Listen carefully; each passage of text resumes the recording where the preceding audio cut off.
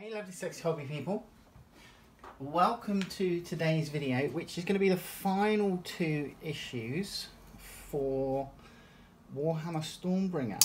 So issues 78 and 79, it's the Swampboss Skumdrekk, so parts 1 and 2.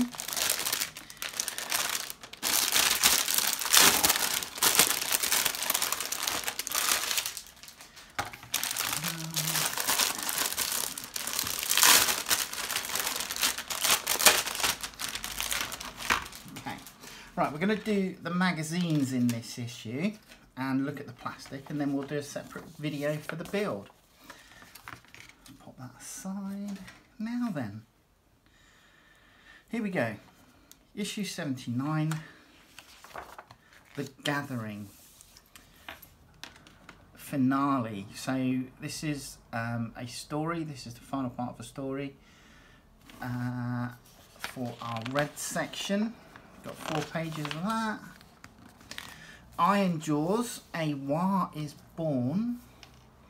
At the head of each war is a strong leader, the driving force behind the power and disarray of the army. These mighty chiefs blend the roles of figurehead, tactical commander, totem and enforcer. Troops are drawn to these larger-than-life personalities and join the army to become part of their legend and to take part in their notoriously bloody campaigns. The Green Tide. From a distance, a war looks like a teeming mass of green. Amid endless warriors, massive war beasts stand bellowing and snarling alongside their Orruk comrades. Huge gargants tower above the sea of troops, and gluttonous ogres press to the front to get their fill of the coming carnage. The call of the war. The power of the war calls to many different warriors across the forces of destruction, from the lowly infanteer to the mightiest of generals. All are inextricably drawn together to bash, shoot, burn and hex whatever army crosses their path, or failing that, they might simply start fighting each other. So gargants, heroes, ranged troops, infantry and beasts. Then we have an info sheet for Skumdrekk, the swamp boss. His Marsh Crawler Slogoth looks really good, especially with the little gibbet cage. So that's cool. So it looks like Skumdrekk can be made separate, so that's handy. He gets made separately, you can then paint him separately. And then we have our Marsh Crawler.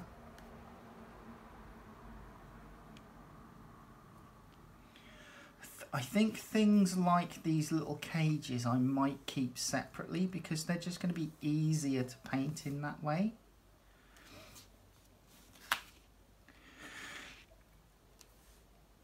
Oh, excuse me. It looks like we get a couple of different heads as well. Oh no, just one head. Sorry, my mistake. Just one head. That's a shame. And again, another gibbet here.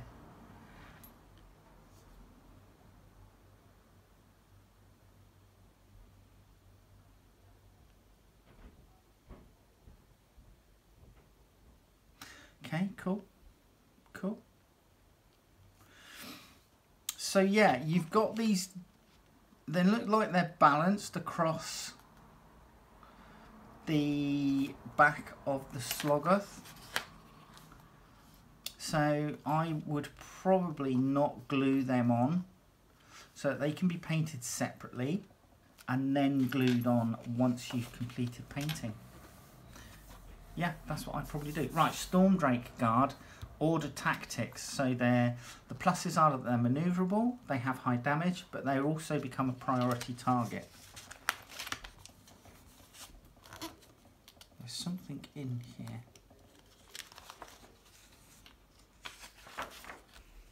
it's just a bit of plastic.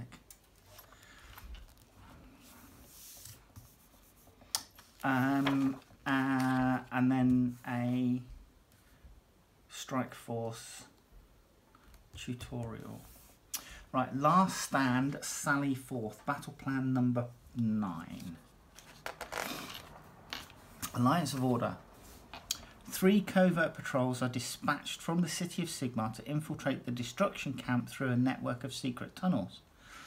Gather information and spring a surprise attack. If they win, the forces of Order will be able to return to the city with news of the destruction troop numbers, and important destruction heroes may be slain in the battle. If they fail, the patrols will be lost and the forces of destruction will be emboldened as they close in on the city for the final battle.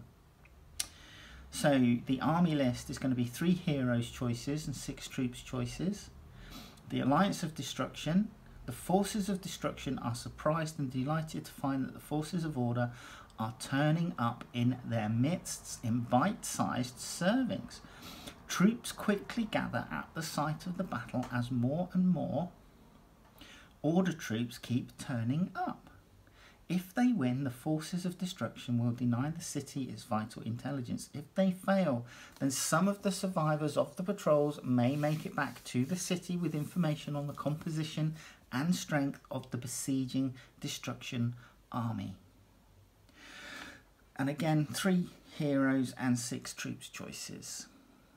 So we have all 4 of our battle mats in a quad formation. We have 4 objective markers in a T or a Y actually. So 1, 2, 3, 4 in your Y. Order territory are deploying in 3 separate locations, and destruction is deploying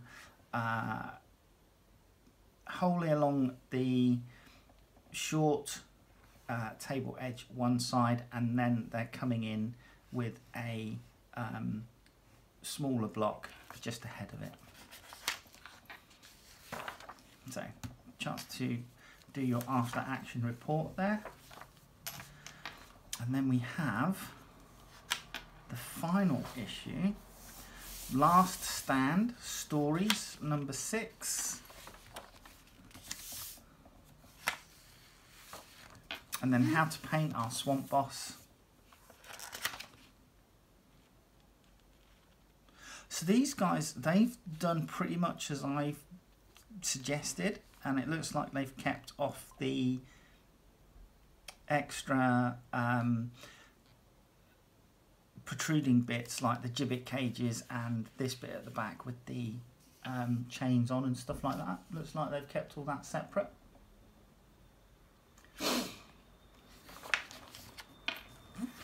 Skumdrekk is separate as well. And of course you should have all the paints available to you now, so they've got a full-on tutorial of how to do it. Cool. Right, Swampboss Skumdrekk. So he has an 8-inch move, he has 15 wounds, he's 6 bravery and 4 up save. He has a spiked cat snatcher stick, which has a 3-inch range, 4 attacks, 3+ to hit, 3+ to wound, -1 rend and 2 damage. The grasping talons of the Sloggoth have a deteriorating weapons profile depending on how many wounds it suffered. So it has a noisome bite and a thrashing tail.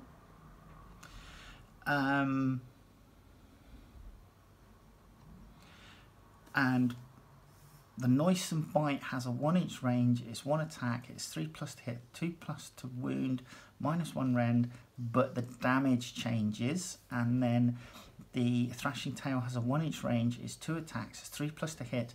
The wound output changes with how many wounds it suffered. It's a -2 rend and it does 2 damage.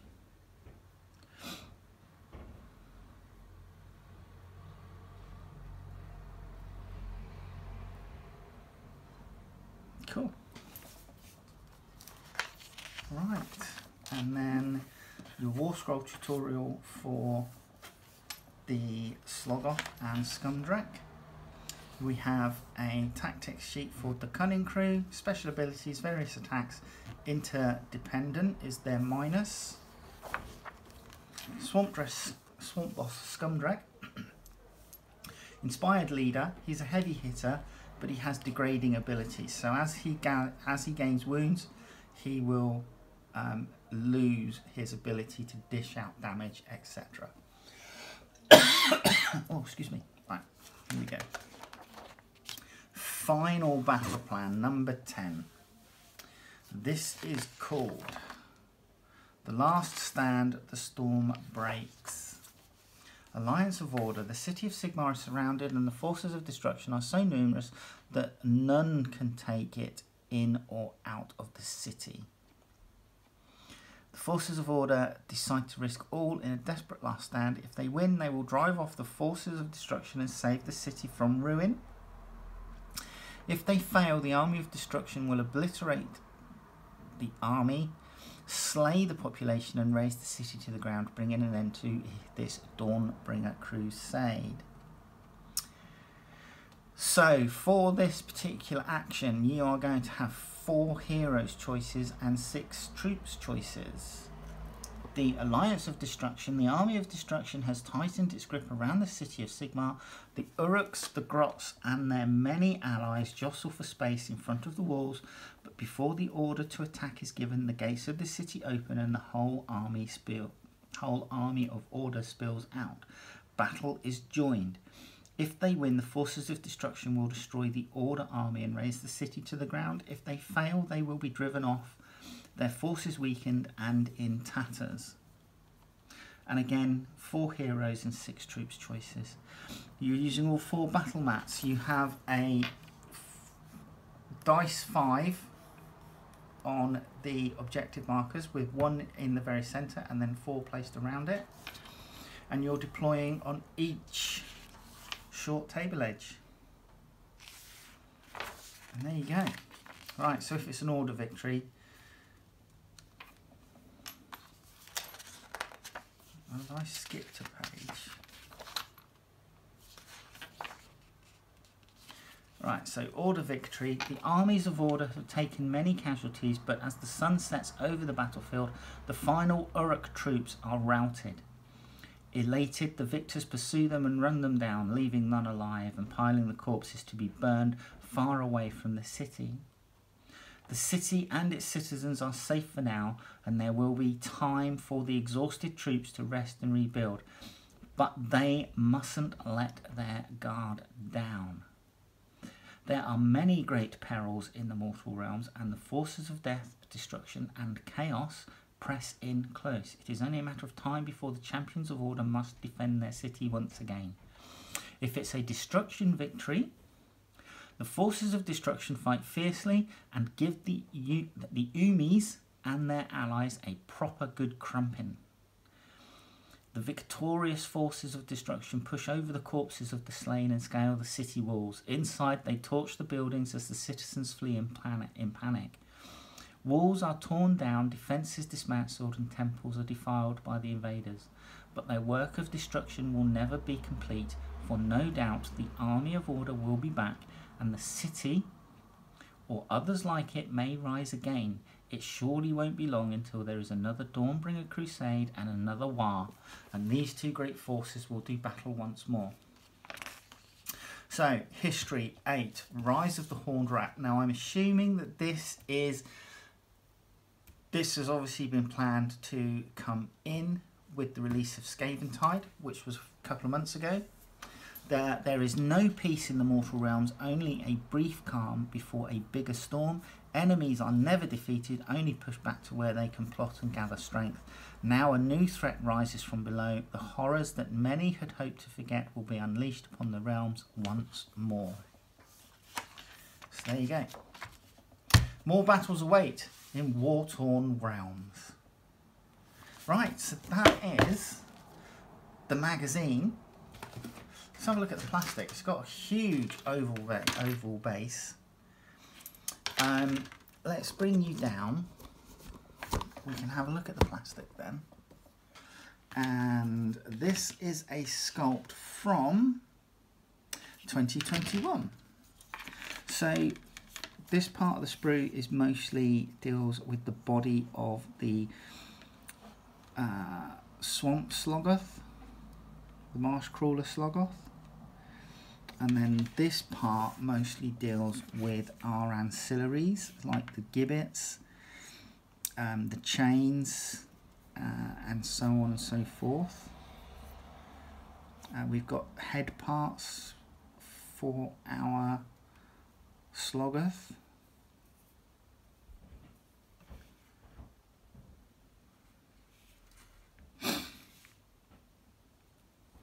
So yeah, I mean, nicely textured skin, very similar texture to sort of like the Drake Guard, and obviously the sloggoth that we previously built.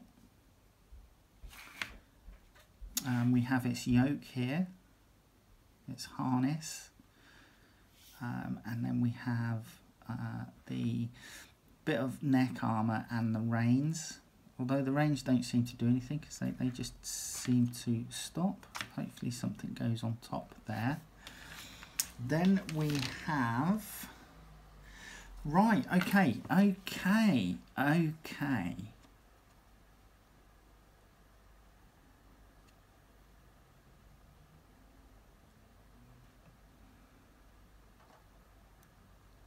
Right, so we have our bad guy.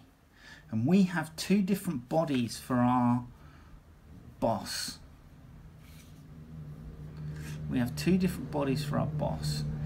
And potentially we've got the snatcher that we're being asked to use.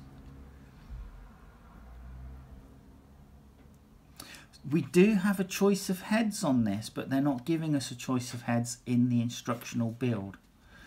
So I will build it obviously as per the instructions. But we have a choice of heads for the sloggoth. You have a choice of bodies for the Skumdrekk character.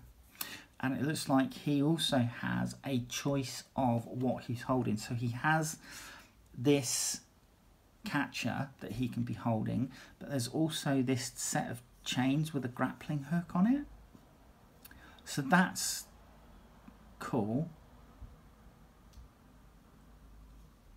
Yeah, I'm liking that there are options. They're not given to us in this issue. We've got a choice of heads as well. So we've got a head there and we've got a helmeted head there. Looks like we've got different types of armour that can be like head and face armour that can be put on to our boss as well. So just coming back to this sprue, so we've got a head here, and then obviously the neck armour, and I'm assuming this will be the neck piece here, part of the neck piece. But then we also have this head here, where it's got on the other head, it's got like a bit of metal on over the head with eye guards, and this one doesn't.